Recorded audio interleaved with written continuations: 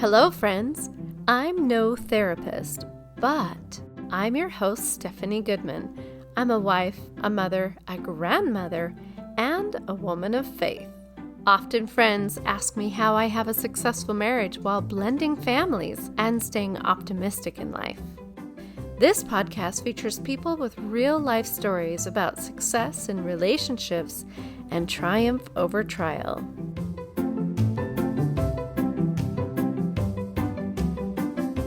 Have you had a dream that makes you feel alive, only to have someone you love give you no support? Kels and I share our experiences with this topic and hopefully some positive solutions to living your dreams. Okay, well, we're here, finally. So, after my little complaint fest today to Stephanie earlier. Hey, this is a podcast about being real in marriage, right? And she was so patient with me because it wasn't about her or us. It was about me and my career. And sometimes you go through motions where you're not, especially when you work for yourself, you're not very, you can get down on yourself really quickly if you don't, find ways to get out of it.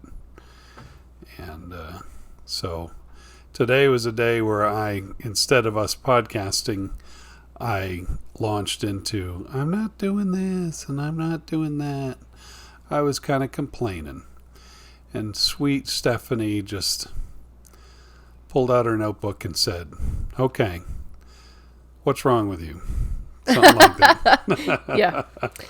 What's wrong with you? That's $50 an hour. Let's go. Let's go. I charge big bucks. It was kind of a therapy session, wasn't it? It was. Yeah, it was kind of therapeutic. But it goes into the topic of which we're going to go into today. So, and what is that topic, right, Stephanie? We are titling this podcast 1,000 Dreams. 1,000 Dreams. That's right. You like that? Copyright by music Kels with it. Goodman. I sang that myself. Wrote it myself. The reason why we are titling it 1,000 Dreams is, and I was talking with Kels earlier, we went out to breakfast and I was thinking about how when Kels and I met, one of the things that really brought us together is that we felt confident enough to be able to open up and share with each other what our dreams and hopes were. What our dreams and hopes were of the future, of where we saw our lives going. And it was a very important part for me to be able to share what I wanted to do and to not be belittled for my ideas. You were incredibly supportive of the fact that I was an artist, and that can have some positive and some negative aspects, right? We tend to be dreamers, right? Yep, we do. And with being a dreamer, sometimes we have our eyes wider than reality allows it to be. No, come on. Dreamers totally are the best bookkeepers and paper shufflers. That's right. We have all the details down. We creatively file our papers away. So That's very true. Yeah. Oh, man. Papers are my worst enemy. Yeah. That's for another subject, though. That's right. So back to dreams. Sometimes when you are putting yourself out there, past experiences kind of come back. They kind of come back to bite you. They make you more cautious. Would you agree with that? Oh, yeah. Yeah. Do you know where I'm going with that? History creates everybody to be pretty much who they are. Mm-hmm. So it's easy to pull from history and make yourself either afraid if somebody says something or somebody does something, or so we both have experience in that. It's personal experience, obviously. We don't have any once again, because we're not therapists, we don't know. I'm sure there's a word for it, but Proper title, yeah, right? some proper title for Right. it, but we ain't got it. So, but we do know that we have experience with it. And we ain't got proper language, no, either. Yeah. Well, I'm from Texas, so You can get away with I that. can get away with it. Y'all. So, I'm from the South. But it's my excuse for everything. But we, we'll probably give an example to that. Should I throw that? Go ahead to if you're ready. You bet. Well, the example is like when I was married my first time, my first wife was very, she was smart in a sense of money sense, saving, paying the bills on time, putting money away. She was very good at that. And I do admit to the fact that I wasn't. Mm-hmm. And because I was looking for the future, the far future, I wanted to make lots of money. And it took money to make that lots of money. But I was also just the artist thinking that if I just did anything that was beautiful and wonderful, that money would just come to me. I wouldn't think of the details and how is that going to actually happen. Yeah. And she was more into the details, and I think there were certain times in which she felt like that I just wasn't going to cut it financially. Part of why we weren't married anymore, and I would be, a lot of people would, when they go through a divorce, one blames the other. Well, it was them. Well, no, it was them. In my opinion, in our divorce, it was both of us. And one of the things was I admit that I wasn't really smart financially. I totally admit to that. I mean, you grew up with money. Yeah. So it wasn't that you we were weren't not my introduced family to that. Yeah, my family wasn't hurting. We weren't like really we weren't well off. We just my dad did somewhat enjoy some of the finer things in life, but it wasn't huge. There were kids who had more than I had, as a kid. So I will, attest to. But as far as hurting any, I never felt hurt. I never felt pain. I never had to give up something or, have to move because we were being evicted or, that kind of stuff never happened in my family. That's blessings. Yeah. So I was used to always having some kind of money from somewhere. And my dad was an entrepreneur, but he was a smart entrepreneur. And so I just assumed that was kind of in my blood. And filmmaking is very entrepreneur. You 90, 80% or so of the film business is working for yourself as an independent contractor. Right. That's a really interesting observation. We hear about freelancing, right? Mm-hmm. Yeah. But honestly, it's an entrepreneur type energy. And you have to be ready for the ups and downs, for the times in which you have a lot of money and times in which you don't have any. And I wasn't ready for that. I didn't understand that. Mm-hmm. And so as one of the reasons for being divorced was the financial side, I was lucky because before I met you, I actually had a full-time job. And that was rare for me. I'd never had a full-time job since I was maybe a student in college. Well, clarify that. You've had a full-time job before. Let's see. I did. I had full-time jobs in college. But then once I left college, I was freelance all for a good 15 years. Mm-hmm. I was freelance. And then got divorced, and then after all that rigmarole, I went and got a full-time job at Blendtec, and then I met you. Well, this is a full-time job that allowed you to express yourself with your creative zone mm-hmm. of film and marketing and storytelling. Yeah, I got to be a filmmaker in this full-time job, which was not easy.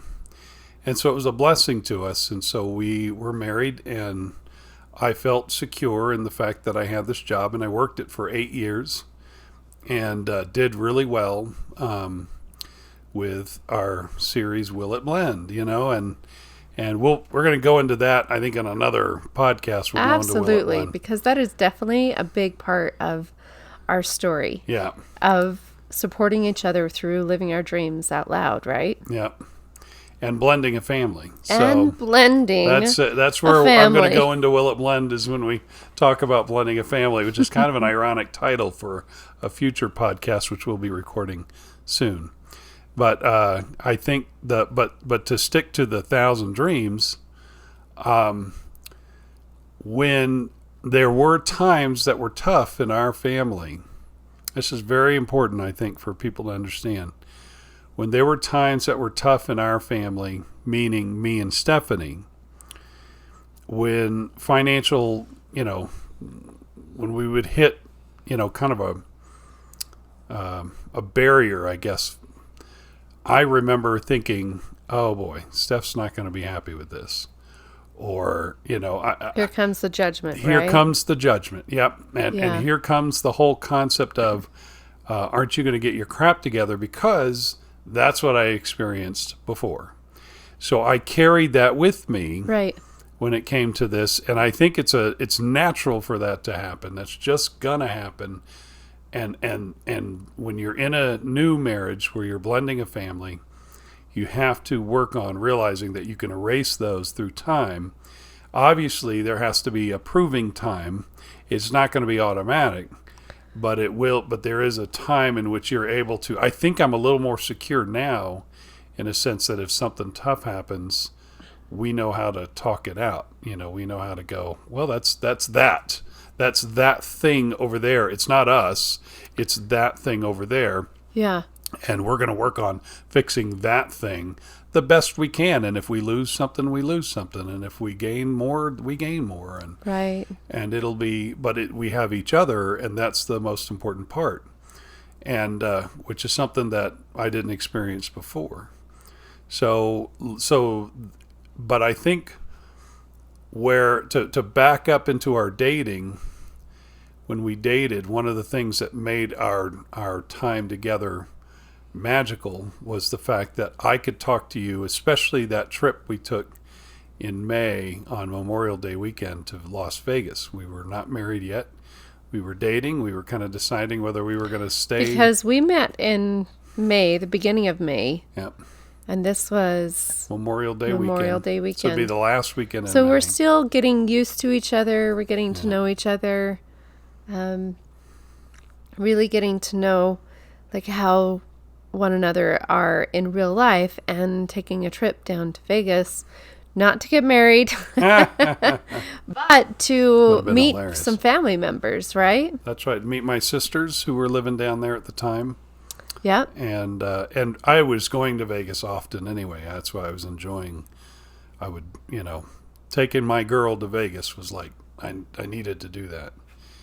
And then at that point, to make a long story kind of short, Forrest, my oldest son, was not thrilled by me dating Stephanie. And so somewhere along the way in our visit while we were in Vegas, we had made a decision that we needed to break up. Well, there were some things that were talked about, and when we're trying to figure out our life, we have a religious side and we have a human side, and we've been married before, and just trying to put those together. There were some things that we had to decide if we were willing to live with or not. Are we willing to make this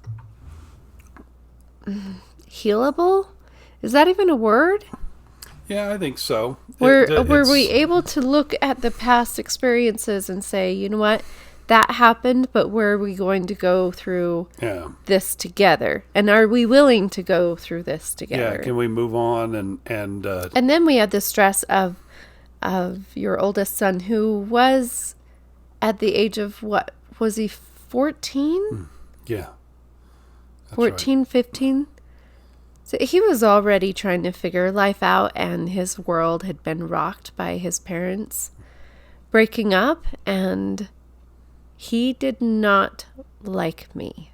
Yeah. Which was really hard for me because I'd never had anyone Everybody hate me. loves Stephanie. I don't know what you're talking about. Yeah. So It was really hard, especially children. And it took, I mean, it was good that he expressed himself, right? And it was that expression, though, that Kels was trying to determine, is this something that I want to involve Stephanie in? And is it fair for her to have this kind of distress? yeah. And then Stephanie had to decide whether she could live with me. So that's a whole nother topic. So I had to decide whether this was going to be a long-term problem, even though he was only going to be in my house for another 4 years till he graduated. Could we make it through that, or was he just being difficult? And that was, no matter who I dated, he was going to be that. Or was it Stephanie? That was the other thing. Is there a problem with Stephanie and That him you're not seeing, that right? I'm not seeing? Exactly. Yeah, And that's a good point. And so we realized that then on our trip back, while we're driving from Vegas back to Utah, and deciding this is probably what's going to happen, while we're realizing, we're probably going to have to live apart. And so if we're going to live apart and we're still going to stay single, let's at least watch over each other. Let's at least be friends. Let's at least stay together distantly and keep an eye on what we're doing. And one of them was, obviously, we talked about our dreams. And that's when Stephanie talked about her art, and I talked about the films I wanted to do. So that was a sign for me to see that she cared about my dreams, and that's what mattered. Because not that my first wife didn't care about my dreams, it's just that she cared more about paying for everything. And there is a balance. Right. You do need to pay the bill. I am very stickler now. Financially, I'm a big stickler now when it comes to filmmaking and everything, and you've noticed that.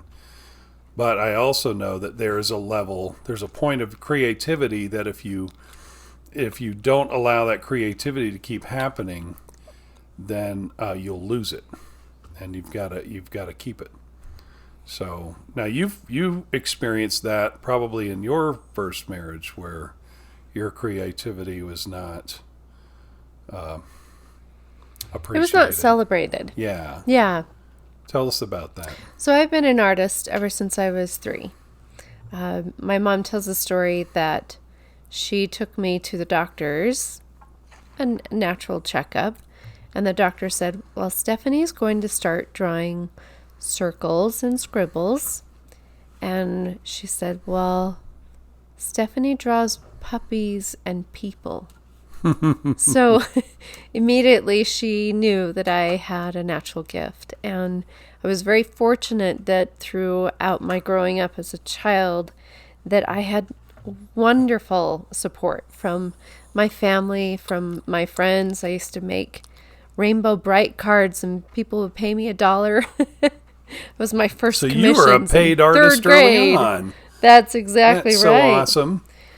And even in elementary, when I would draw posters, I had teachers that really did support what I was doing. In fact, one particular classroom, I was able to sit in the back of the class and work on my reflections poster and not have to do the work and be able to take it home and work on it later. Because they supported me like that, I will never forget that. I always look to try and be that kind of example whenever I have that opportunity to be supportive, right? Yeah. Mm-hmm. And principal had to write a letter stating that this was actually my artwork. I love that. I love that I had that kind of support.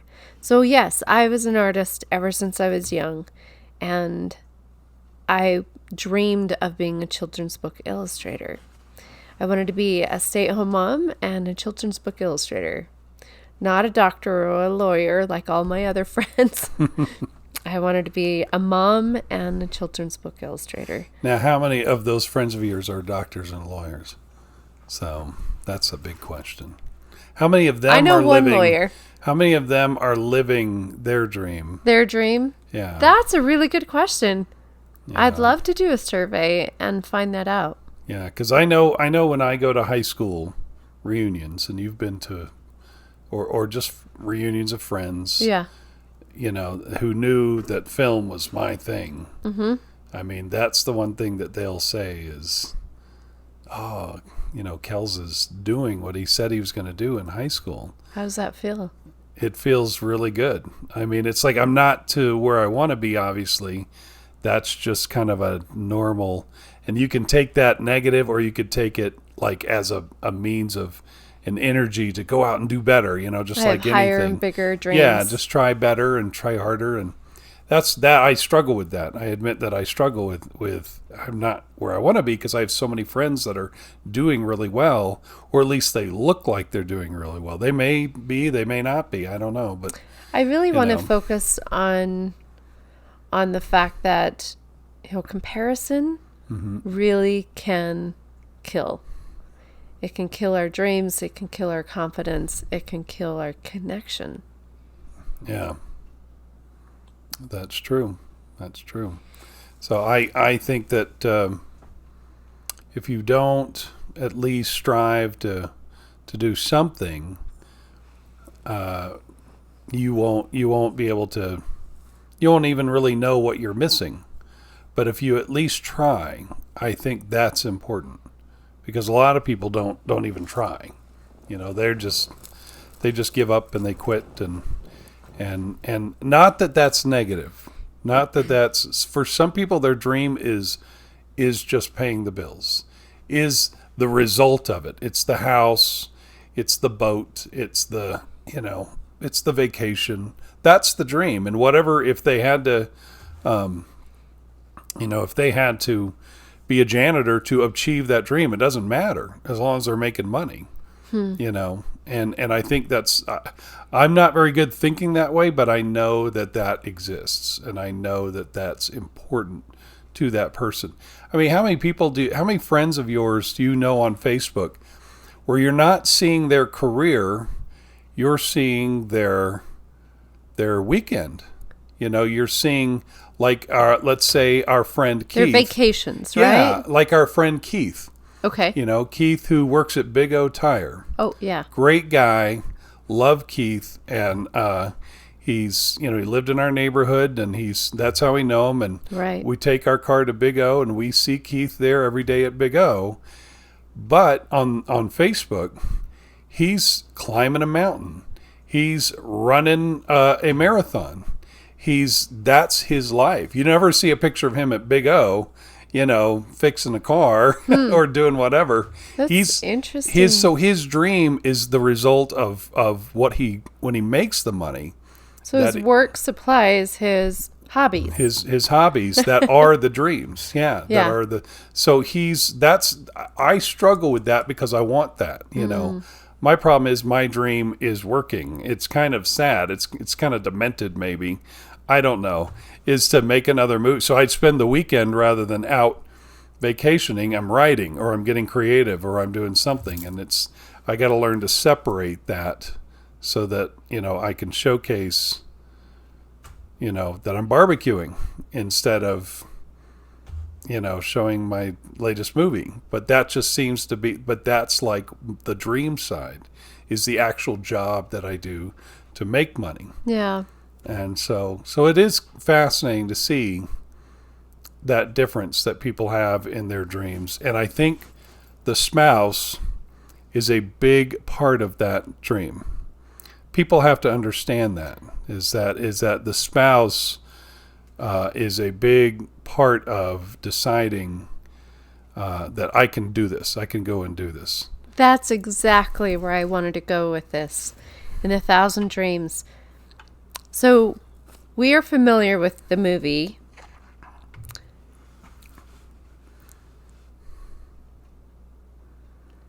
We are familiar with the movie. The one she can't remember. Oh, Star Trek II, The Wrath of Khan, totally. We are familiar That is with the best movie. Sorry. I know, we are familiar with that. That's great. Sorry. Anyway. So we are familiar with the movie Greatest Showman. Oh, that's right. The Greatest And Showman. on Greatest Showman, That one's okay. the thing that I really enjoy is the fact that he has these big dreams. He comes from not a wealthy background, not accepted by family, but who is he accepted by? His best friend, who sees a light and a love and desires to support him in whatever his dreams are, whether he has the money or not. She doesn't see that in him. She sees from her heart. I love that. And when you and I were dating, The Greatest Showman wasn't even out. But I feel like in many ways, that's what our relationship is about, is the fact that we have dreams. And we know that when we have dreams, it is more of a spiritual pull in life than physical. Does that make sense? Mm-hmm. Oh, yeah. Yeah. And also that she doesn't expect him to be successful for him to be loved by her. But he feels that she should only love him if he's successful. Yeah, he kind of demanded it from himself, and he didn't, and he had to learn later that that's not exactly what she needed, and so she just needed him to be happy. That's right. And that's what I am learning from Stephanie, is that she really just wants me to be happy. So that's a blessing, because really, honestly, I can do what I want. I could go, film poop for all I know, and as long as I'm happy filming poop. That's my husband. See, that's the kind of guy that I am. Poop. Because that's what this podcast is about. No, it's not. I'm just being a... Let's put some sparkles on that and I'll be happy. Then she'll participate as long as there's sparkles with it, and a big and poopery WW on it with Wonder Woman, or something to make it fun, because that's what life is sometimes. But no, I'm being facetious. But yeah, I think it's shut up. So no, I really, that's the thing. I am just like thrilled each time we go through a challenge. It actually, here's what's interesting is there's a certain spirit in the air, and I don't know what you call it, but there's a certain spirit when you have the ability to hear the positive words of things or step away from the negativity of things, that enables you to have power. That's called optimism. It's optimism. And because I remember once I stepped away from my previous marriage, once I was away from that position, and I was able to be on my own. That pressure, all of a sudden I started to succeed more for some reason. And that's when literally my job at Blendtec was a miracle. It was, and I've talked about it before, but it was literally the minute I had to make that fateful decision to leave my previous wife, boom, I was going to be getting a job at a place making more money than I'd made ever. Have you heard of the saying, you have to burn the bridges? Do you think that maybe is what happened at that point? It might have been. I mean, I could have... You didn't know where you were going to go. Yeah, I had to be in a position where... Because honestly, if I were offered that job and I was actually okay in my marriage, I probably wouldn't have taken it, because I had to stay where I was. I had to be in that position where I was at. And until I was made into mush, I couldn't have been formed into what I needed to be formed. Ooh. Do you like that? Thought of that myself. Speaking of poo. Dang. Yeah. Or mush, Mush. That's the least smelly side of that Because sometimes life is crappy. paradigm. Let's just put it out there. Yeah. We could take that to. We could totally take that. But Yeah. honestly, there is some knowledge in that. Yeah. I love that he said that he had to be mush to be able to be formed into who he is. I mean, honestly, you have to be, if you're gonna grow it all, you've got to feel some pain. And that's awful. Yeah.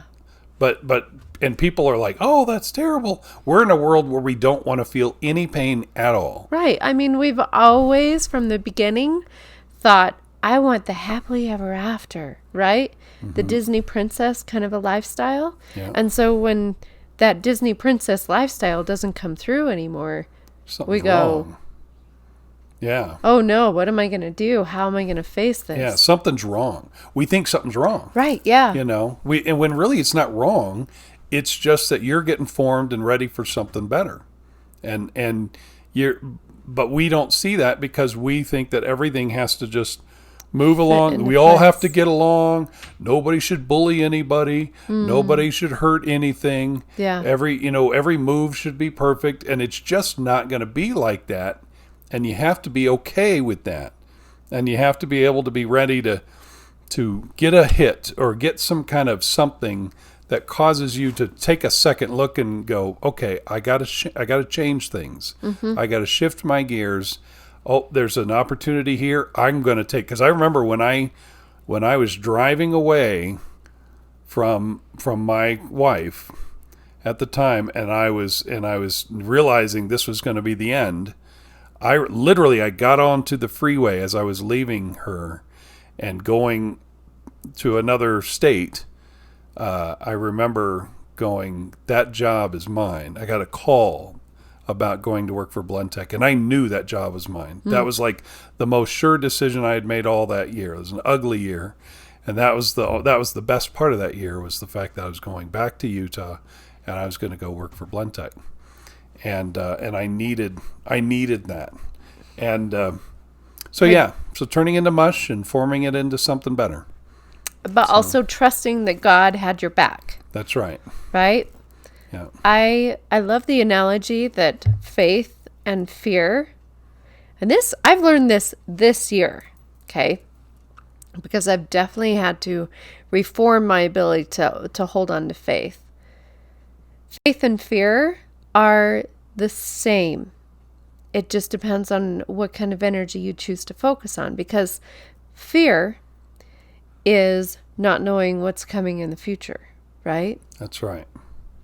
Faith is not knowing what's coming in but you have an idea of it, but you don't know. Yeah, you totally don't know. Yeah.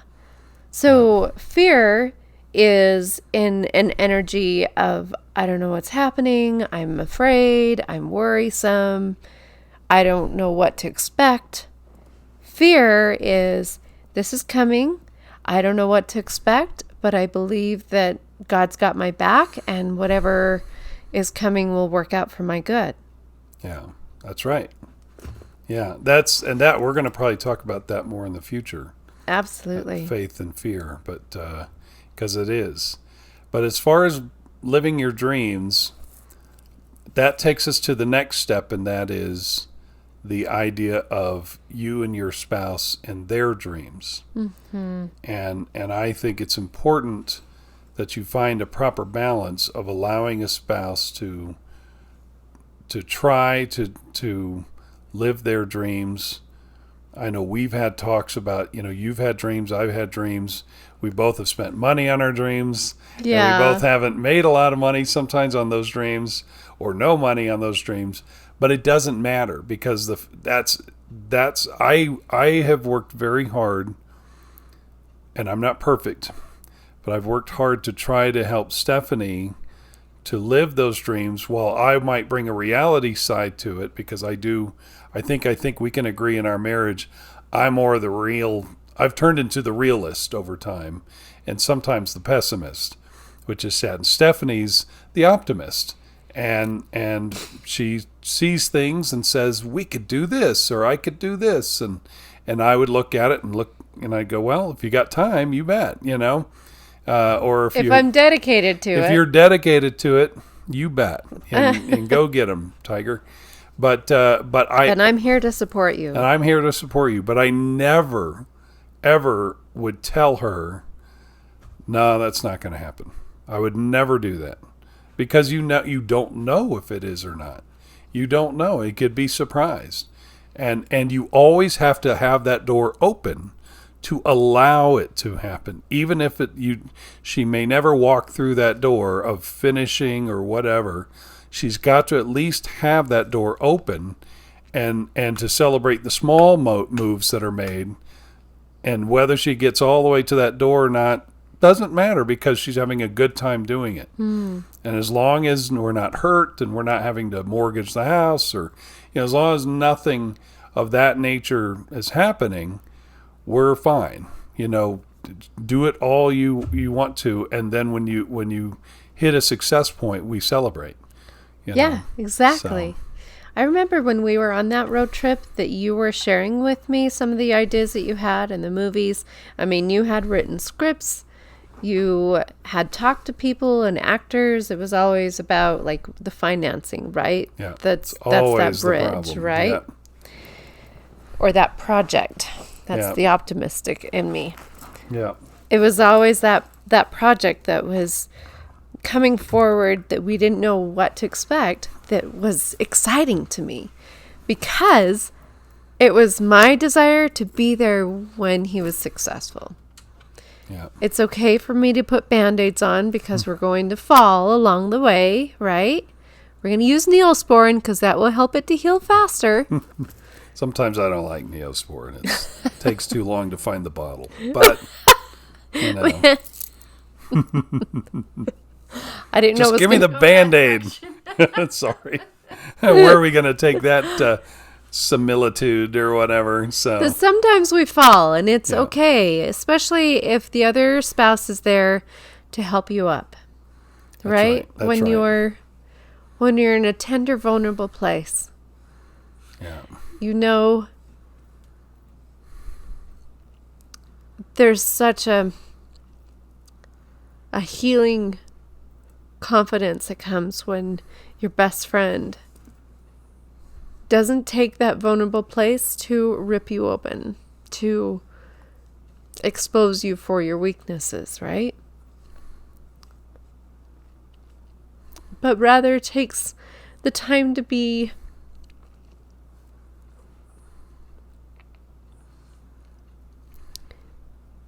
caring, to say, my best friend is hurting right now. Let me help you. Let me show you that it's okay, right? It's okay to be vulnerable because I am a safe place for your heart. I know that you have done that for me so many times. There are times that you could easily take my weaknesses and rip me open for it. And I don't mean to make that analogy, but that's kind of how you feel when you're being vulnerable and somebody says, oh, well, you have a sore on your finger, let's pour some salt into it. Let's pour some lemon on top of it. Let's see what it makes you do. Yeah. Right? How did you get that sore? Were you dumb? Were you dumb? Were you making stupid decisions? Yeah. That helps, right? That It makes sure it does. all better. Oh, yeah. So, Yeah. no, I think we both have our weaknesses when it comes to our dreams.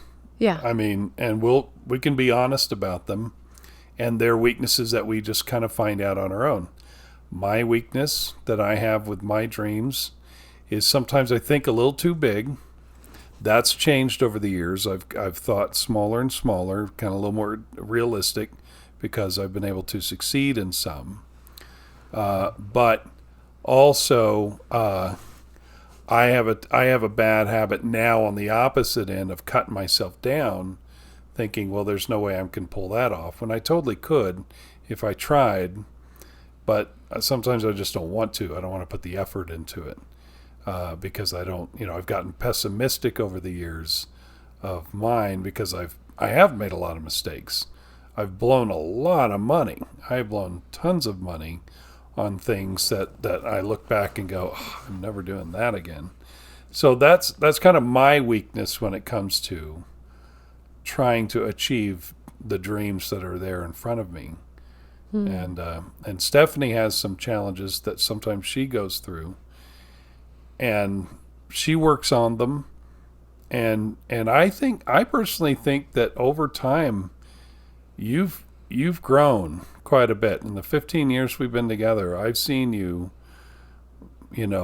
do some things where some stuff you started, wanted to do it, never really got off the ground, mostly because you're just busy, mostly because time just, or you lose interest. And then as the years have gone on, I think some things you've really stuck to and that you've done that have taken, I mean, we don't have to go into any details, but that you've actually succeeded and gone farther than we thought you ever would go. And but we only do it together in love and in support, not in putting you down or putting me down or anything, because that doesn't help. Well, what's that going to do? I can't. I just to this day can't see why one spouse would put another down and expect that marriage to be happy. I just don't get it. That. I really don't get, unless it's a power trip thing. But I don't see how one putting another down in an effort to think you're going to fix it, without knowing you're going to have to apologize later for that and bite your lip. But even just to do it in the first place. Or you're going to have to make up an excuse that other spouse is being too sensitive. Mm-hmm. Or you've got to find some way to rip them apart for being vulnerable. I agree with that. I know that we both kind of experienced that, and we've seen that around us, where spouses will just rip each other open. Yeah. Well, we'll talk about that in other podcasts as well. The old ball and chain concept, right? Yeah. But I think it's important to allow your spouse to have their dreams, listen to their dreams, and then if you can, if you have time to give time and talents to those dreams, do so. If you have the ability to do so, try to, and you can get it in return. Yeah. You would get it in return. Yeah. So, I don't know anything about art, but I support Stephanie in time and effort, in materials, and she knows a little bit about filmmaking, but she doesn't know any of the technical side. And so all she can do is support me at a distance with go get them and what can I do to help? And, we just share each other's sandwiches. Oh my gosh. I was going to say that. That's some Disney movie reference. Some silly movie. It's not copyrighted, right? Yeah, it's not copyrighted. We can all say sandwiches. So. Well, that's the fun thing about Kels and I is I'm an artist and he's an artist. And it's interesting to see, because we're open to the idea that we want to have a successful marriage, that we're going through our own growth that, interestingly enough, seems like it is complementary to what the other person is going through.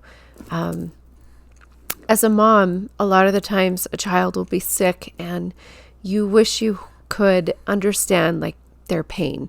Or sometimes you're the sick one and you wish that you could throw a little of that pain on your spouse so that they could understand what you're going through. Oh, is this what it's like to be pregnant or whatever? Right. Or other female problems. Oh, yeah. So exactly. These ladies, the things these ladies have to deal with. Oh, I tell you. Man.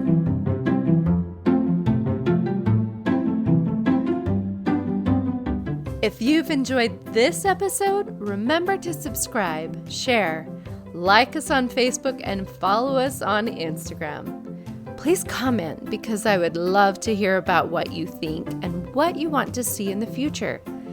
I'm no therapist, but I am your host, Stephanie Goodman.